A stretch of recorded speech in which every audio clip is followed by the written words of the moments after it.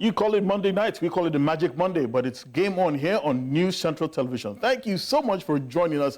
My name is Babatunde Koiki. Warm welcome to you wherever you are in the world joining us. What promises to be the finest 1 hour in sports anywhere on the African continent. Welcome once again. Of course, you already know we're streaming live on our social media platforms, X and YouTube especially, and you can also join the conversation using all the other handles on your screen.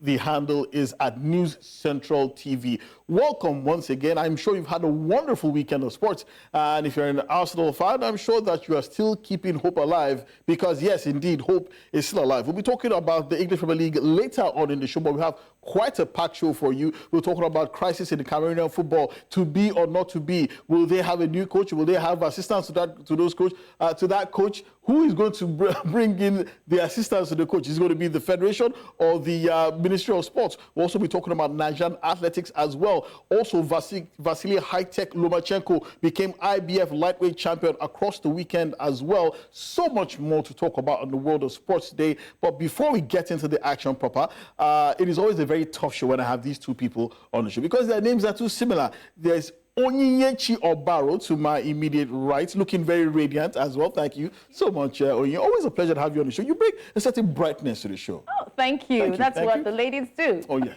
There you go. And of course, sitting right beside her, I'm not particularly pleased with those compliments, because he always wants compliments himself. But I can tell you that he's one of the finest journalists in Nigeria. He's also the deputy editor of one of Nigeria's flagship publications. I'm talking about Sport in Life. He's none other than Onyewuchi Nwachukwu. Please smile. At least I paid you a compliment. No, I hope you're not going to bite your tongue. Oh no, I see. Something will have to happen. You are struggling with the name. I'm thinking maybe both of you have to wear name tags. It's very simple. Or carry small placards. Onyinyechi, yes. God's gift. Okay, Onyinyechi. Onyinyechi. Yes, Onyewuchi. Onyewuchi. Okay. It's simple. That's God's present. No. I mean, okay, I'll ask after the show. But thank you guys for joining us on the show. Promises to be very, very entertaining. And we really have to start in the most interesting way possible. Of course, you do know that the Nigerian football fraternity are also celebrating the fact that we do have a substantive coach in Nigerian football. But over in Cameroon, it is drama like you cannot believe. First, Fecafoot, headed by former African Footballer of the Year, Samuel Eto'o, wanted another coach. But no, the authorities, the Ministry of Sports and the presidency hired a coach and imposed it upon Fecafoot. Now, they also brought in assistants for that coach as well. But Fecafoot are fired back, thrown out those coaches and given their own list of assistant coaches. We do not know who's going to blink first, but I think both sides have reached some kind of accord. They've agreed on the coach. The question is, who will be his assistant? And joining us all the way from Yaoundé, Cameroon, to break that down for us is one of Cameroon's finest as well. He's sports editor of Cameroon Radio and TV, Simon Luyonga, experienced football sports journalist. Thank you so much for joining us tonight on Game On. Baba, welcome to Cameroon. A very, very solid situation we have out here. No. So I always think that Nigerian football is chaotic, but Cameroon football these days is absolutely something else. So first and foremost, okay, let's start this way. Who is Marc Brice, this new Belgian coach? Who is he? Well, before I talk about Marc Brice, permit me say hello to my fellow panelists, okay, especially the lady who is looking so radiant. Why especially? Because she's looking so radiant. Okay. She's bringing so much light on the set this evening. Okay. Thank you. Now, Marc Brice is, let me say, an unknown entity when it comes to football, global football. Marc Brice has been a coach who has never won anything great in football. Marc Brice has been a Belgian coach who's been in the Belgian top tier, but has never won a championship title. Let me say Marc Brice is just that coach who had the luck of winning a Belgian football trophy, that is the National Cup out there. And so he was brought into Cameroon by the Minister of Sports and Physical Education, like you have said in the beginning. And you remember when they were talking about a short list of players that were being interviewed for the top job in Cameroon. Nobody ever thought of a coach like Mark Breeze. Reasons why when he was appointed coach of Cameroon by the Cameroon sports minister, people had to run back to Google. People had to run back to their contacts. Who is this guy? All the scripts that we had prepared for the other coaches, the pressmen preparing scripts and so on, that, okay, if it's this is what we're going to say, everybody was taken aback when it was Mark Breeze was appointed. Okay, we say he has been appointed, let's take him. But of course, there's this imbroglio, there's this problem, this wahala, like they call it out there in Nigeria, between the Ministry of Sports representing the government and, of course, Fecafoot, represented by the former 4 times African Player of the Year, Samuel Eto'o. The brawl is still going on. It's interesting because in Africa here, we always have what we call, we're not sure which one it is. Is it government interference or government intervention? We never really know how to define it. It depends on which side of the fence you're sitting on. But I think Oyewuchi has a question. Yeah, hello, my friend. My question is very simple. Brother. Yeah, it's very simple. Sorry for not saying that you are also ready. Oh, thank you. A compliment. At least you're happy now. Eh? Thank you. My question is simple. This is not the first time that Cameroon will be having issues, the Fecafoot officials and the sports ministry. So why is this different? Is it because Samuel Eto'o is a towering figure, is somebody is an icon? So why is this one different? Why is Fecafoot now flexing muscles, supposedly, with the sports ministry? And secondly, we wanted to clarify, give clarity to this statement that Paul Biya, the president of Cameroon, was the one that imposed this coach on Fecafoot. We've heard a lot of things, but the main question is, why is this different? Why you always have problem when you want to appoint a coach in Cameroon? Yes, let me answer. Let me begin from the second question. I will not use the word imposed. Now, this is what happens. There was a presidential decree in Cameroon in 2014 that gives modalities of the management of the national football teams of Cameroon. Unfortunately, that decree does not carry any article that talks about the appointment of coaches of the national team. And so after the disgraceful outing at the World Cup in 2014 in Brazil, the various stakeholders came back and sat and signed a convention. And in that convention, it is clearly stated how the national team coaches of Cameroon can be appointed. And there are 2 clauses. The first clause says it is on proposal of the National Football Federation, Fecafoot, with an obligatory signature of the Ministry of Sports. That is the first clause.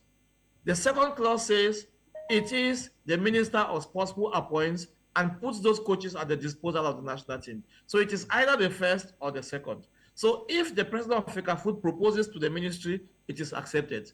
If the ministry also appoints and puts those coaches, give those coaches to the federation, it is also appointed. I see. It is also accepted, sorry. So those are the clauses of that convention signed between Fecafoot and the Ministry of Sports. Okay, that's very clear. Now, let me just finish. Now, on the 10th of February this year, the President of the Republic had a speech to the nation, let me say a state of the address, because the 11th of February in Cameroon is the Youth Day, and so it is traditional here that the president talks to the youth on the eve of their day. On that day, during his speech, he said that he is very disappointed with Cameroon's performance at the African Cup of Nations, at the AFCON in Cote d'Ivoire, and that the government is going to take measures to see into it that things are done better. And he said the government is spending so much money with the national team that they cannot let it go like that. It is after that speech that the ministry swung into action and brought in Mark Breeze. Now, the first question you asked is, why is it that there is this problem between Fecafoot? It has always existed between Fecafoot and the sports ministry. Unfortunately for many people, with the conflict has never been as it is this time around.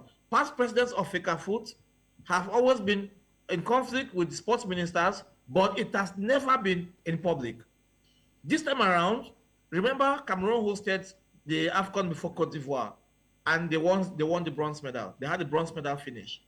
After that competition, the Minister of Sports came on national TV and announced that Cameroon was going to continue with the former coach, that's Hugo Broos. The next day, the president of the FA, that's Samuel Eto'o, who was just a few months old with the FA, came on social media and the Fecafoot television and announced that the minister should know that the national team is the property of Fecafoot and not the sports ministry. And so whatever the minister said, that's his own problem. He Samuel Eto'o, was going to announce his own coach, and he announced the appointment of Rigobert Song. And the public saluted. Everybody was like, yes, now we'll have a messiah, we'll have somebody who can challenge the government, and this is good. That is how it all started. So now that the minister is also doing it, the other people who felt left out in the previous decision are saying, okay, this is our own time. Let the minister also do this to Samuel. So Samuel has been paid in his own coin. His own coin. Okay, very, very, very, very clear. Onyinye, you have a question as well? Yes, I do. With all these that you have said right now, does it seem like there is a vote of no confidence against Samuel Eto'o? We hear that he's got an authoritative style of administration in the Fecafoot. We also heard about Njala Chan and how he had to resign. With news coming in that Mark also said Eto'o has been banned from the locker room. Please give us clarity on this. Is that a vote of no confidence against Samuel Eto'o from the Fecafoot? Yes, I'm one of those journalists in Cameroon who cut across generations, because as a reporter on the field, I covered the national team in most of their outings around the world with Samuel Eto'o as a player, and I'm also there covering with Samuel Eto'o as the FA president. And I tell you, take this from me, he has not changed.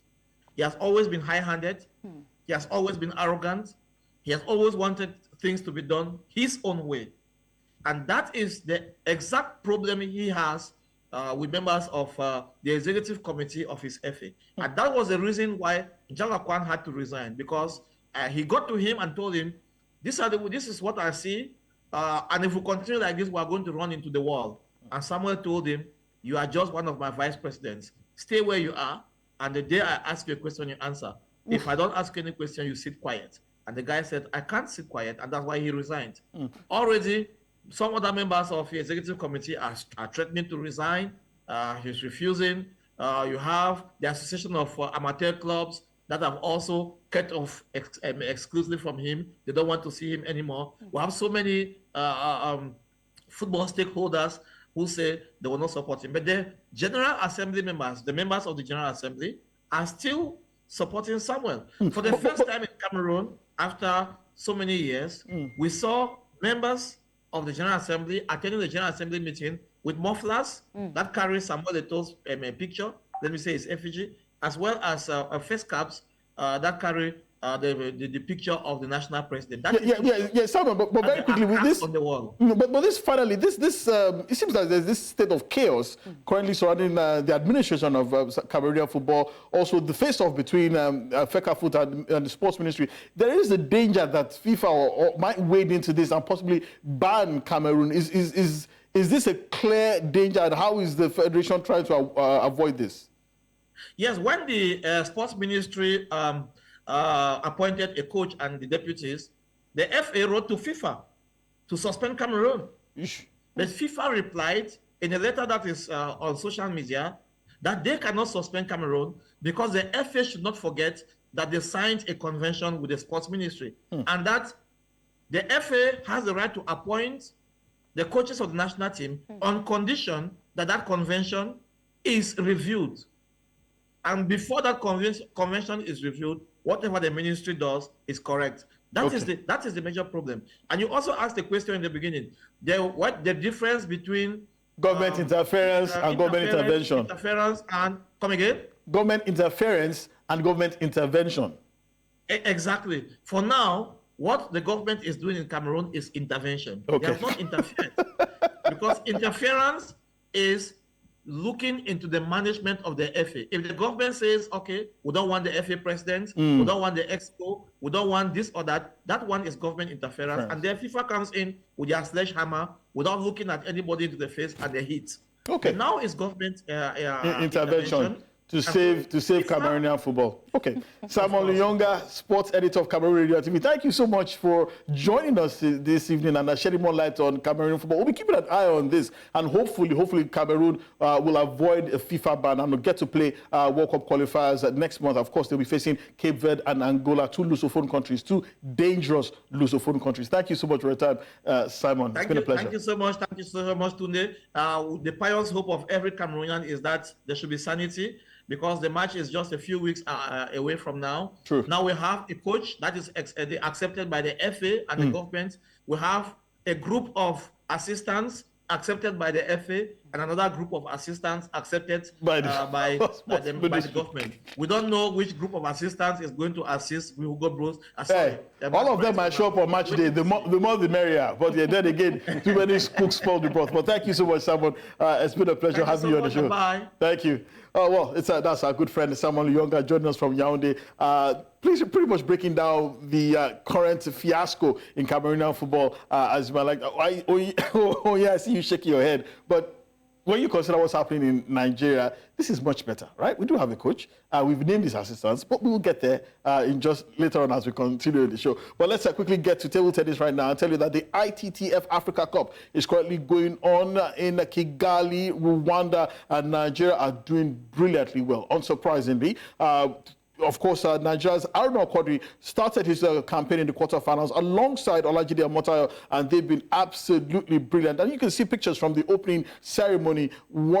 Excellent display of culture from the Rwandan people. And action also started as well. Aruna Quadri started in the round of 16, defeating Jeluli Mehane of Algeria in the round of 16, 4-0, while Olajide Omotayo defeated Marius Benchat of Morocco 4-2. And they moved on to the quarterfinal, where Aruna Quadri defeated Wassim Essid of Morocco 4-0, and Olajide Omotayo also defeated Yan Batix of Cameroon 4-1, and while both of them are in the semi-final right now, there you see it. Aruna Quadri will face Youssef Abdelaziz of Egypt, while Olajide Omotayo will face Mohamed El Belaili of Egypt. So, ladies and gentlemen, there is a possibility we might have an all-Nigerian final, an all-Egyptian final, or an Egypt-Nigerian final. But I can probably guess which one you'd like, Onye. Of course, an all-Nigerian final will be very sweet. Let's go back to that, the African Games, where Olajide Omotayo and Aruna Quadri had to square off, but it was Jide who took the day. But I'm very sure if it's an all-Nigerian final,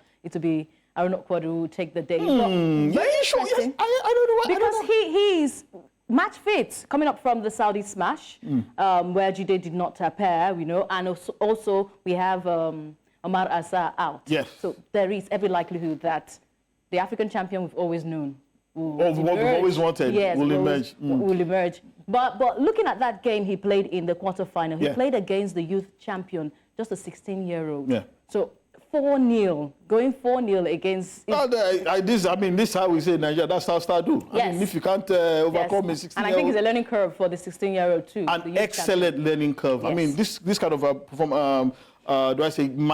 matchup will serve him quite well down the years, considering the fact he's playing against one of Africa's best. Yeah, absolutely. We saw at the African Games a 16-year-old girl winning the women's singles. She beat her compatriots. So when you start early, you start getting used to playing against the big stars. You're playing at the biggest occasion, so you're not going to have street fights.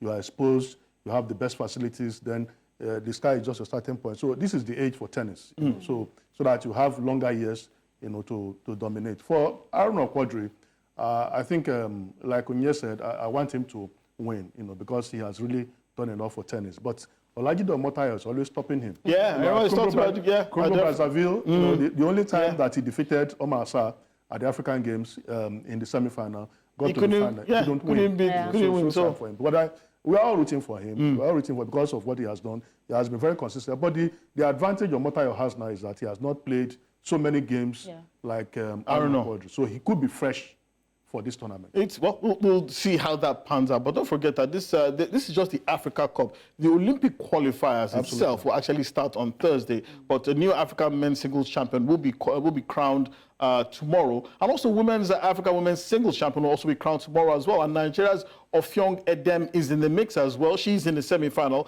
She's done pretty well so far, winning her first 2 games, beating Rukaya Kino in the quarterfinal 4-1, also beating Boateye Juanita of Ghana 4-1 as well. But she will face probably Africa's most dangerous player and Africa's #1 player. I'm talking about Dina Meshref of Egypt. So that's... You're taking out Hannah Goda. I don't know. I'm good at Dina Meshref. They are really excellent competitors. Yeah. It was never going to be easy, whoever she's going to face. But I don't know. I won't say that this is probably the end of the road, but I mean, anything can happen. It's table tennis, but we'll be looking forward to that. Completely dominated. Oh, yeah. I'm giving it to the Egyptians, too. Yeah, the 16-year-old girl is She has an unbeaten run. She's already in the semi-final. There you go. So whichever way it goes, I think I want to agree with you, Edem Ofyong. Have faith. Even Daniel came out of the lion's den, despite the fact he was encircled by lions. So that was in the Bible. Okay. Thank you for reminding me. That was in the Bible. Let's move on to athletics now. With just weeks to the start of the Paris 2024 Olympic Games, Nigeria's track and field stars are experiencing a hot streak of form. For instance, Tobi Amusan ran the fastest time in the world at the Jamaican Invitational, blistering time. Then Samuel Ogazi ran the fastest 400 meters by a Nigerian man since 1987 at the SEC Championships, which is also the second fastest time in Nigeria's history. And don't forget that Nathaniel Ezekiel set a new national record by running the men's hurdles in 48.0 seconds flat. And Ella Onujovewo also ran the fastest 400 meters by a Nigerian woman in the last 20 years. All of them qualified for the Olympics. Something is going on. And to tell us all about this is our good friend, athletics expert, and also country director of Making of Champions, one of Nigeria's finest athletics promotions company. I'm talking about Deji Ogayimbo. He joins us now from Atlanta in the United States of America. Deji, thank you so much for joining us tonight on Game On. Can you hear me, Deji? Good evening. There he is, always looking pretty, always having a first smile on his face. Thank you. And I can see the smile on your face because you're just as excited as I am, because it seems as there's something going on in Nigerian athletics. First, the 4x100 men, 4x100 women men, 4x400 men. I mean, 4x400 mix. 4x400 mix as well, possibly the 4x400 women in Cameroon next month as well. Now, these athletes running blistering times. I don't know about you, but they are hot. They are flaming hot right now. But I'm sure you're absolutely delighted with this, DG. Yeah, absolutely. I'm looking forward to the national trials in June 27th to 29th. Perhaps it will be our biggest trials in terms of quality in perhaps over a decade. I can guarantee you that. From the men's 100 meters to the men's 400 meters. I mean, over the years, we know how good we are in the sprint, just that we've not had this sort of numbers. And I dare say only the United States can match us in terms of the numbers of quality of athletes, or maybe sprinters that we even churn out more than the Jamaicans as it stands. I mean, they're past the glory days of Usain Bolt and Ewan Blake. And hold on, Deji. Did I get you correctly? I said that Nigeria is churning out more quality sprinters than Jamaica? Absolutely. Wow. Maybe I don't miss words when I say that. And you will see that begin to materialize from the Olympics this year. In terms of the quality of what we have and the numbers, like I said, it's only the Americans that can stand us or match us now. And this windfall has been as a repercussion of what we saw from the junior championships in 2021 to the under-18s in 2022, which has now spin off to most of all these athletes that we saw at those junior championships in college, now at the right age of their college eligibility. So you mentioned Samuel Ogazi, Ezekiel Nathaniel was at that junior championship in Nairobi. Gossen Brume was there. There was Favor Ashe. There's Prosper. Ella was there. Insel Malbon was there. You could go on and mention all of the sprinters, and now they are already getting fully matured. Maybe it might be too early to say that they would medal at the Olympics because it takes another level to win a medal at the Olympics. But boy, oh boy, leading into the World Championship in Tokyo next year, we've got athletes that can challenge for world titles. Well, DG, if we're looking at it holistically, there are those who look at the relays and say that is where Nigeria's best medal prospects lie, and even argue that the most medals we've won in track and field have actually come from the relays. That maybe why we might not get an individual medal yet, there is a very strong possibility that we might see a Nigerian team on the podium from the relays, be it the 4x100s, 4x400s, or even the mixed relay. Do you agree with that?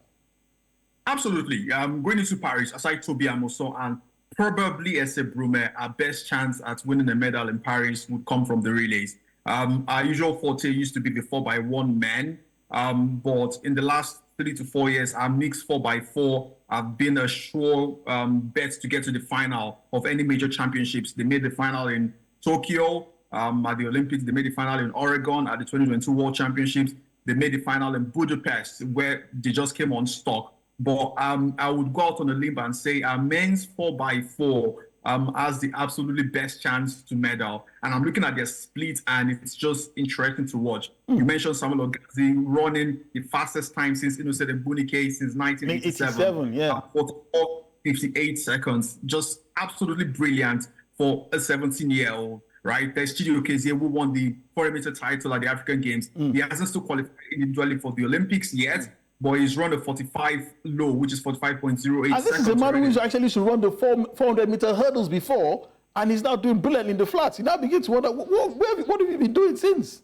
Yeah, I mean, most athletes that do the 400 also do the flats, but it just takes a different technique. You look at Femke Balls, the McCaughlin, they all do the flats too. Then you look at Dube Amene, for example. He's also done a 45.8 seconds already this weekend. And then there's Emmanuel Ojeli, who couldn't go to Bahamas. He's also flying. There's Ezekiel Nathaniel in the mix. So I mean, the 400 meters individual race and the nationals will be very bloody. And it's a race to make the relay team itself, because the IOC has confirmed that only 5 athletes will be registered. Usually it's typically 6. You have 4 starting and 2 on the sidelines, just in case of injuries, but now only 5. So I think we have a strong chance. I mean, the Botswana won it in Bahamas at the World Relays just a couple of days ago. South Africa came second. Then the Americans and the Belgians are also 2 strong countries that might push us to the limit. But I think with a very good split, we have a very good chance. But besides that, I mean, no doubt, Tobi Amusan is a strong favorite to win our first Olympic title. Then we also have Favour Ofili, who is getting into very good form. As an individual athlete, she ran one of the fastest splits down the back straight for the women's 4x1 in the entirety of the competition itself. So it tells you the sort of what she is in. Potentially, she's going to run the 200 meters for the rest of the outdoor season. She competes in Atlanta this weekend at the Atlanta City Games, same as Tobi Amusan too. Not also forgetting Udodi Onwuzurike. We haven't really seen his full best since he came back from injury. Last year. He had a bit of injury, but he's back and getting into his groove now. He's a very good sub-20 runner. Okay. So of those 3 athletes individually, you get the feeling that we would get 1 medal there in Paris. Okay. I'm talking to DG Ogengbo, who is country manager for Making of Champions, one of Nigeria's finest athletics promotions companies. Thank you so much for your time. I know if we gave you the rest of this show, probably to the rest of tomorrow, you can talk about athletics all night. But thank you so much for giving us hope ahead of the Olympic Games, DG. It's always a pleasure having you on the show. It's a pleasure, Tunde. Thank you very much. Okay, DG joining us all the way from Atlanta. Guys, I don't know about you, but after what he said, I'm feeling pretty confident that we might see an Olympic medal. Anybody joining me? Yeah? Yes, I'm joining you in that confidence. Thank you. Especially for the relating. But you rather wait and see what happens first, right? Yeah, the Olympic Games it's a different kettle of fish. Different, every country wants their athletes to be in this form. They are doing so well. We hope they continue. And we hope they stay healthy because you are competing against the best in the world. Okay. And a lot of things could happen at that time. Consider the Athletics Federation of Nigeria too, Nigerian factor, sometimes putting pressure on athletes. Blessing Okagbare suffered so much because we put a lot of pressure on her. We wanted her to compete in the 100 meters, in the 200 meters, Commonwealth Games, Olympics, African Games. So we need to manage our athletes very well at the Olympic Games. Okay. Well, speaking of competing against the best in the world, we've been competing against the best in Africa here. I'm talking about Rivers Hoopers, who have qualified for the playoffs of the final phase, I beg your pardon, of the Basketball Africa League. They were in imperious form at the Sahara Conference as well. They just did pretty much did really well, won 4 games, lost 2. The final game was a 73-62 loss against former World champions US Monastir. No big deal. They fielded a much changed side, an entirely new starting 5 from their previous teams. The Elevate player David Ike, Divine Ike, and John Wilkins were in the starting lineup as well. But despite the loss, Hoopers finished as the best team in the Sahara Conference, winning 4 out of 6 games and become the first ever Nigerian team to reach the BAL playoffs. So there it is on your screen. 6 games played, 4 games won, 2 just lost. AS Douane of Senegal coming in second place. US Monastir, former champions, and finishing in third. And APR of Rwanda winning just 2 games and losing 4. They are definitely out of this phase of the tournament. Well, finally on this part of the show, let's tell you that there was some interesting boxing over the weekend. Ukrainian boxing legend, 2-time Olympic gold medalist Vasily High-Tech Lomachenko, also known as Loma, well, he emerged victorious in Perth, Australia, defeating hometown hero George Ferocious Kambosos to win the IBF lightweight title. He controlled the fight from start to finish. He knocked Kambosos down in the 11th round, but Kambosos managed to beat the count, got back up, but he was finished by a flurry of blows by Lomachenko, and Kambosos' corner just had to throw in the towel to prevent their man from getting too badly mauled. But this man once again rises to the top of global boxing. Vasily High-Tech Lomachenko winning the IBF lightweight title. Congratulations to him. You're also watching Game On. We'll take a very, very short break. We'll come back and talk about the biggest news in Nigerian football today. George Finidi has finally been unveiled as the coach of the Super Eagles of Nigeria. These 2 people in the studio, they have plenty to say. After this. Thank you so much for staying tuned. You're still watching Game On here on News Central Television. I still have my guests, co-anchors in the studio with me, Onyinyechi Obaro and Onyewuchi Nwachukwu. See, I managed it without any problems. Yeah. Good job. Okay. Thank you very much. So let's start with this very, very big news from Nigerian football today. The Nigerian Football Federation earlier today unveiled George Finidi as the head coach of the Super Eagles of Nigeria. Now, he was unveiled at the NFF headquarters in Abuja this morning. The former national team winger was appointed permanently after the departure of former Portuguese coach Jose Parceiro. Of course, you remember that Finidi George was an assistant to Parceiro at the last Africa Cup of Nations in Ivory Coast, where the team finished in second place, and he had been with the team for at least the last 20 months. Well, George's appointment was announced a few weeks ago after he took charge of the team on an interim basis for the doubleheader international friendly against Ghana and Mali. And his first assignment, of course, will be the very crucial 2026 FIFA World Cup qualifier against the dangerous Bafana of South Africa, who finished third at the last Africa Cup of Nations, and the mighty Squirrels of Benin Republic, who are coached by former Nigerian coach Gernot Rohr. Meanwhile, ex-international Daniel Amokachi has been named as one of the assistant coaches, while Chima Onyeke, Benjamin James, and Mehmet Öztürk have been named as fitness trainer, assistant coach, and match analyst, respectively. Well, Onye, I know you have plenty to say regarding this. Finally, we do have a coach. The assistants were, in this case, in this country anyway, were appointed by the Nigerian Football Federation, not by the ministry. But you look at this team, do you have confidence? Well, the fact that you're laughing before you say anything, that's instructive. It's quite difficult. You know, thank God they have announced Finidi George as a substantive coach. You know, there were these speculations here and there. When Demola was on the air last week, he mentioned that Daniel Amokachi was, you know, coming around the federation. So, you know, there's no smoke without fire. So now that he has been announced, maybe all that speculations were true, after all. So, you know, but I have some of the names in the technical crew. I have some issues. You know, the national team is the biggest brand in Nigerian football. We should have the best. I don't, like our friend from Cameroon said, you bring people who don't have a pedigree. You know, some names there, you know, are no disrespect meant, are people that have not proved themselves. I mean, look at these names. I mean, you see Daniel Amokachi there. He seems, I mean, of course, we do know who Daniel Amokachi is. Just an Olympic assistant. gold medalist. He's been assistant coach before in the past. Amokachi is the only known name there. Okay, I mean, because they are unknown names doesn't necessarily mean that they don't have pedigree. I mean, we've heard about this Chima Onyeke, who is a fitness trainer. We hear he has quite a body of work working in European football with some big clubs as well. So, I mean, what has he done in practical terms? Those are the issues. You know, those are the questions we should he be asking. used to work with big clubs in Europe, like Anji Machkashkla, VVV Volendam. I mean, these are not everybody can work with Barcelona. These are not. Well, let's give them the benefit of that. But for me, there are issues to be raised. First and foremost, I saw the picture. I was telling a senior colleague, I saw the picture of the unveiling. If you look at that picture, I don't know whether the producer can get us the picture of the minister, Finidi George, the NFF president, NFF vice president Felix Ayensi. No, not the one that Anyasi was included. The secretary, Dr. Mohammed Sanusi. Only the minister and Finidi, we are smiling. You know, so I don't know whether I'm being so sarcastic. I don't know why the president of the NFF and the secretary are not smiling. I don't know. I hope there's no problem. Because this is the biggest news so far, so they should all be smiling. Yeah. Then again, let me finish today. We didn't get to know the terms of the contract.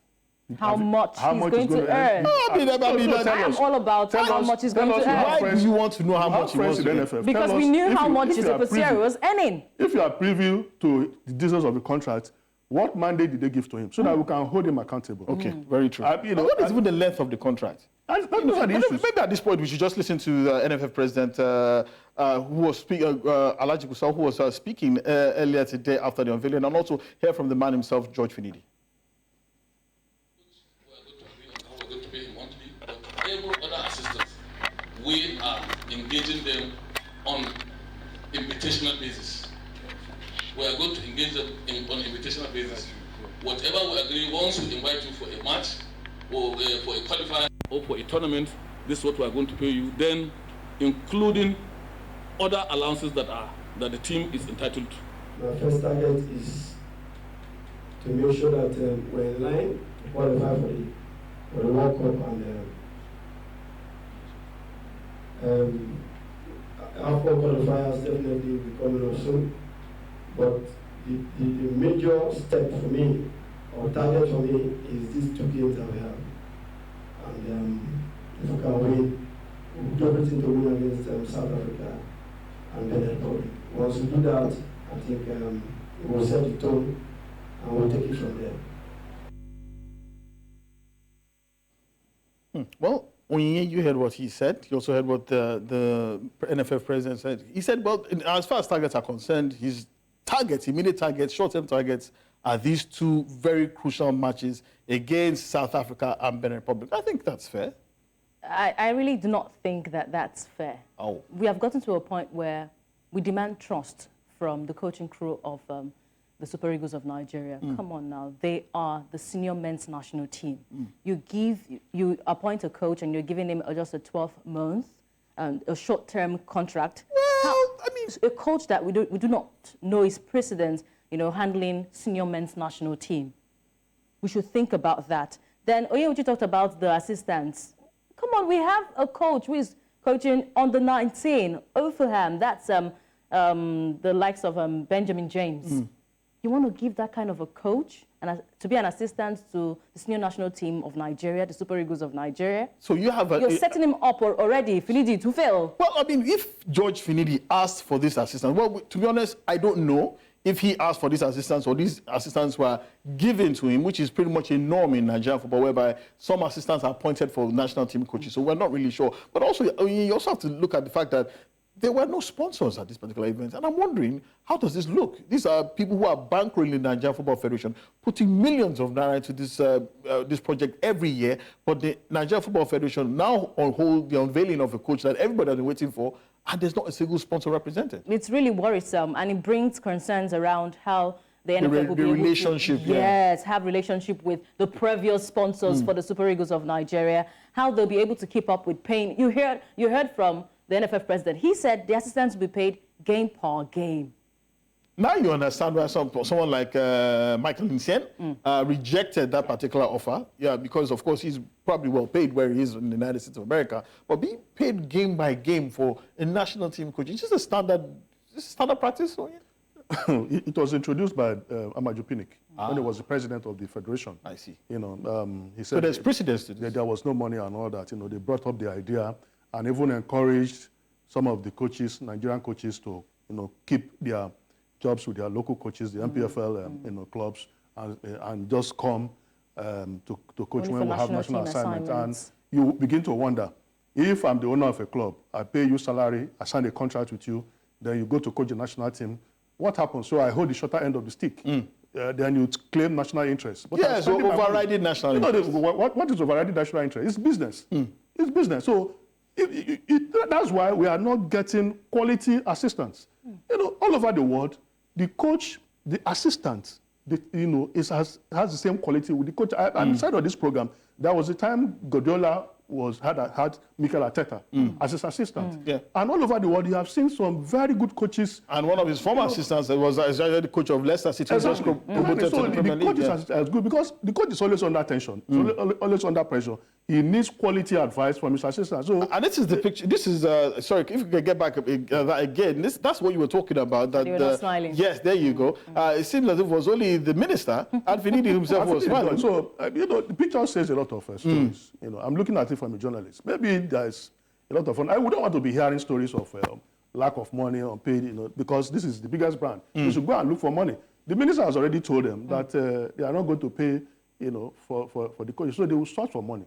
Why the federation should not have money is what I don't understand. Over the years. It's of course, it's a really difficult time economically for everybody. Cost of living is difficult as well. Companies are also laying off staff. Everybody's cutting back. So you can understand if sponsorship budgets have also taken a hit as well. We must be fair.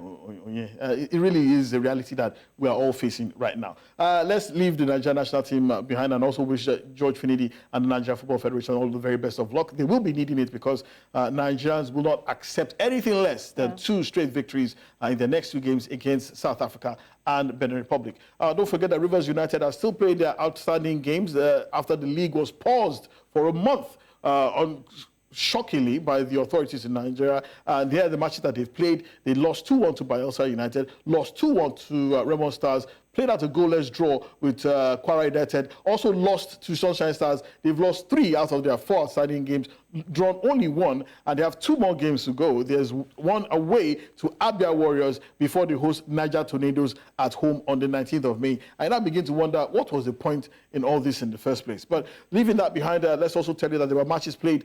Yes, those are the 2 games outstanding for Rivers United, away to Abia Warriors, then home to Niger Tornadoes. Moving on very quickly, the CAF Women's Under-17 FIFA Under-17 Women's qualifiers also took place across the weekend. Ethiopia played at the goalless draw with Kenya. Morocco thrashed Algeria 4-0. Burkina Faso forced Nigeria to a 1-1 draw. Senegal also defeated Liberia 3-1. Zambia also defeated Uganda 2-0. And yes, your eyes do not deceive you. It was not a hockey game. It was not a cricket game. It was a football game. And Burundi thrashed their host Djibouti by 18 goals to nothing. Elsewhere in the CAF Confederations Cup, the first leg of the semi-final was played. RS Berkane, former champions, they edged Zamalek slightly by 2-1, leaving it all to play for. A titanic game awaits in Cairo. Can the Mediterranean Knights get back to their best? They were former African champions as well, fallen giants I like to call them, but they will be hosting RS Berkane, hoping that they need just 1 goal in order to become African champions, albeit in Africa's second-tier competition. Let's leave African football behind and also move quickly to Europe, where Bayern Leverkusen have set a remarkable record. 50 matches unbeaten. Yes, 50 matches unbeaten. There's just been wins and draws, not a single loss, and you have to respect that way. It's not every day that you find a team that's capable of putting up this kind of performance. Unbelievable. Alonso took over the team when they were battling relegation 2 years ago around October, and see how he has turned around the team. This is what we are saying. They are on the verge of an unprecedented treble, winning the Bundesliga already. They could win the German Cup, could win the Europa League. They are not tired of winning. At the stage, teams get, less motivated. They try to, they'll be dwindling fortunes, diminishing return. But these players are fired up, and I don't know how Alonso has been able to do this, but this is just unbelievable.